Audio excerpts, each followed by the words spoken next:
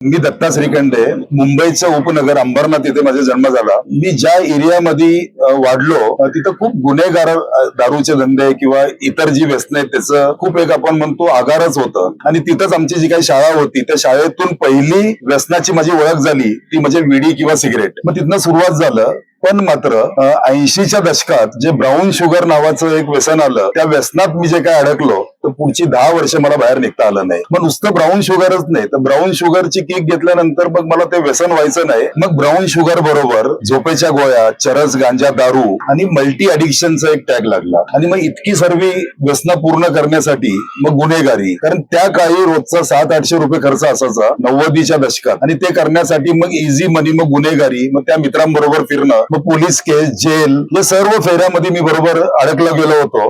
92 साली मुक्तांगणचं कोणीतरी मला सांगितलं आणि मुक्तांगण व्यसन मुक्ती केंद्रात आलो. मुक्तांगण व्यसन मुक्ती केंद्रात आलो तेव्हा खूपच विचित्र माझी अवस्था होती. एकतर मला या सर्व व्यसनासाठी माझं 5वी पर्यंत शिक्षण थांबलेलं होतं. दुसरी गोष्ट, माझी फिजिकल हेल्थ आणि मेंटल हेल्थ जी आहे ती पूर्णपणे वाट लागली होती. माझं 45 किलो काहीतरी वजन होतं. आणि तिसरी गोष्ट की मी फॅमिलीपासून पूर्णपणे दूर फेकला गेलो होतो. अशा अवस्थेमध्ये मी 92 साली इथं आलो तेव्हा बाबा डॉक्टर अनिल अवचट आणि मोठ्या मॅडम डॉक्टर अनिता अवचट यांनी सांगितलं, दत्ता तर तू इथंच थांबत असशील तर आपली किचन इथं सुरू होते, त्यात सुरुवात कर. आणि मग मी डिसिजन घेतलं की बाहेर गेलो तरी मला पोलीस मला काय सोडणार नाही. मी इथल्या किचन मध्ये सुरुवात केली आणि मी मुक्तांगणच्या किचन मध्ये सुरुवात केली. आणि ते जेवण बनवताना मला एक असं वाटलं की काहीतरी आपण इतके पाप केलेलं आहे, ते पुण्याचं काम आहे मुक्तांगणच्या किचन मध्ये काम करणं. मग ती आवड वाटू लागली आणि मग मी ते पदार्थ करत राहिलो. लोक माझ्या पदार्थांची वावा करत होते. तर एक मी म्हणतो की एक चांगली गोष्ट आहे की ती मी शिकून घेतली. 94 साली माझं लग्न जमवलं गेलं. लग्न जमवताना पण बाबा, मोठ्या मॅडम, मुक्ताताई हे सर्वच होते. महिला सेवाग्राम इथल्या एक अनाथ आश्रमातली मुलगी राधा नावाची, तिच्या बरोबर माझं लग्न झालं आणि जीवन जगण्यासाठी एक गती आली. आता मी कोणाकडे तरी व्यक्त करू शकत होतो. राधा बरोबर जे काय माझ्या संसाराला सुरुवात केली, एक 2च वर्षात परीस आला. तो परीस आता 30 वर्षाचा आहे. त्याचं लग्न झालेलं आहे, सूनबाई आलेली आहे. त्याच्यानंतर 99 साली मानस आला. तो सुद्धा एज्युकेटेड आहे आणि एक चांगल्या कंपनीमध्ये तोही काम करतो. दोन्ही मुलं वेल एज्युकेटेड आहे. पण ही दोन्ही मुलं एज्युकेटेड करण्यासाठी मी 2008ला पुन्हा माझ्या शिक्षणाला सुरुवात केली. मी सायकोलॉजी मधनं ग्रॅज्युएशन झालो. यासाठी सायकोलॉजी की मी एक काउन्सिलर आहे इथं, तर माझ्या ज्ञानात काहीतरी भर पडेल.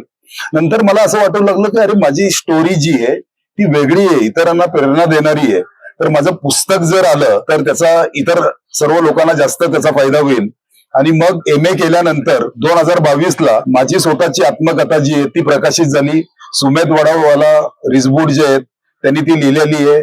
मी आणि ते असे आम्ही दोघांनी एकत्र ती लिहिलेली, त्याची दुसरी आवृत्ती सुद्धा आलेली आहे. मी नेहमी म्हणतो की माणसाने जर 100% टाकून केलं तर त्याला त्याच्या आयुष्यामध्ये काहीच अशक्य नाही. बघा, माझ्याकडे फॅमिली नव्हती. मी व्यसनमुक्त होता होता राधा आली, परीस आला, मानस आला आणि त्याच्यानंतर एक सूनबाई सुद्धा आलेले आहेत. माझ्याकडे हेल्थ नव्हती. तर मी आता मी 28व्या वर्षी मी मुक्तांगणमध्ये आलो आणि आता माझं जे 61 साजरी केली मुलांनी आताच. आणि ही 61 साजरी करत असताना मला असं वाटलं की हेल्थ आणि मेंटल हेल्थ वरती जास्त काम करायचं आहे. मी 2014ला 50 मध्ये जेव्हा गेलो तेव्हा मी बॉडी बिल्डिंगला सुरू केली. मी 50 मध्ये प्रोफेशनल बॉडी बिल्डिंगला सुरुवात केली.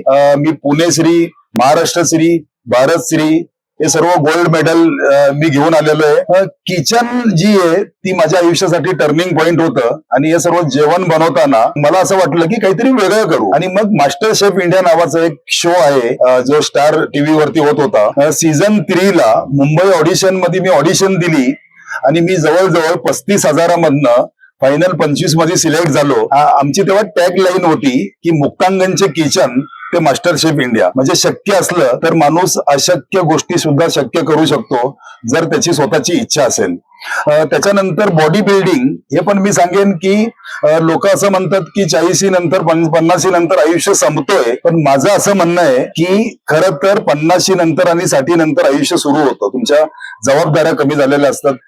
मी आता जस्ट 4 धामची यात्रा केदारनाथ आणि यमुनोत्री जे आहेत ते मी आणि राधानी पायी आम्ही चढत गेलेलो आहे. तर मला असं वाटतंय की फिजिकल हेल्थ आणि मेंटल हेल्थ जर चांगली ठेवायची असेल तर व्यसनापासून दूर राहावं लागेल. करा आरोग्याचा विचार, द्या व्यसनाला नकार.